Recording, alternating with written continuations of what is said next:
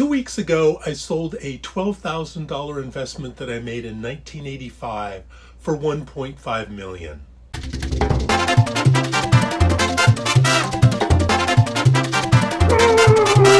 You hear a lot of people claiming that now is a horrible time to buy real estate and that the stock market is a much better investment. Well, let's look at the numbers and actually compare the data and make an informed decision.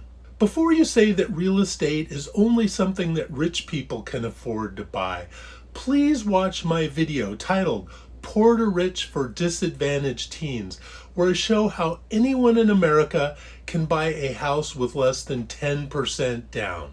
Okay, with that out of the way, let's compare the rate of return of the stock market versus real estate from 1985 to 2024. That's 39 years. Starting with real estate. In 1985, the average house sold for $98,000. 39 years later, in 2024, $521,000. That's a 5.2x increase. Now let's look at the stock market. In 1985, the S&P 500 was $167. Now in 2024, it's $5,254. That is a 31x return. 31x versus 5.2x. It's pretty clear that the stock market is way better of an investment than real estate, right? Not so fast. What are we missing here? When you buy stock, nobody in their right mind is going to lend you money to put into the stock market. On the other hand, when you buy a house, you don't pay cash. Everybody gets a loan. Back in 1985, I had $12,500 saved up. So let's use that as a concrete example. I used that money as a 10% down on a condo that was $125,000. So that 5.2x increase in the average house price gets applied to the $125,000 that the house was actually worth. So that is $650,000.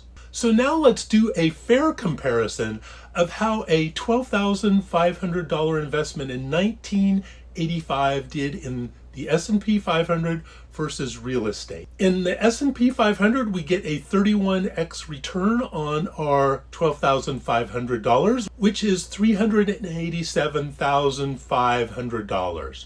Now let's look at real estate. That same $12,500 has turned into $650,000, and that is a 52x return. When you look at it fairly, real estate is actually a better investment than the stock market. But wait, that's not all. Let's say you buy the house, live in it a few years, and then decide to rent it out and move somewhere else. You keep it as a rental. The first years are going to be really tight because your income will probably not cover your expenses. But as rent increases with inflation and your costs do not because you have a fixed mortgage, the cash flow will get better every year until the point 30 years later when your mortgage is paid off and it's all gravy. That rental property becomes an excellent source of retirement income. It gets better though. Let's go back and look at that 5.2x increase in the average house price between 1985 and 2024. That is a national average.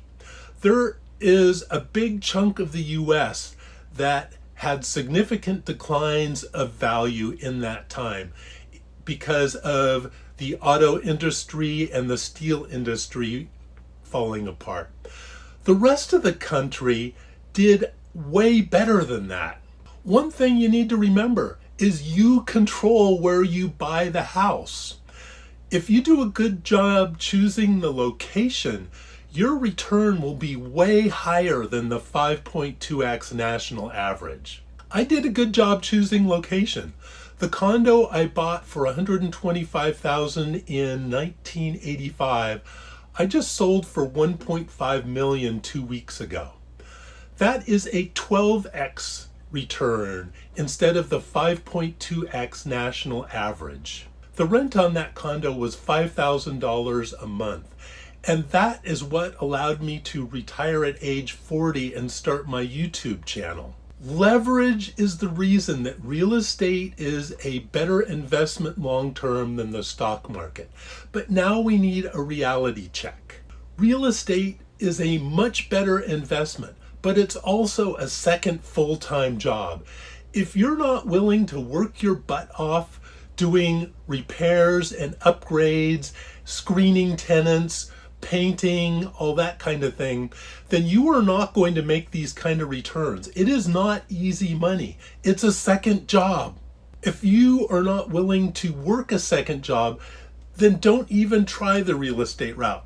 Just be happy doing dollar cost averaging in the stock market and take the returns you get from that. I know I've said this many times before, but I'm going to say it again. Do not believe me. Do not believe anyone else you hear on YouTube talking about investments.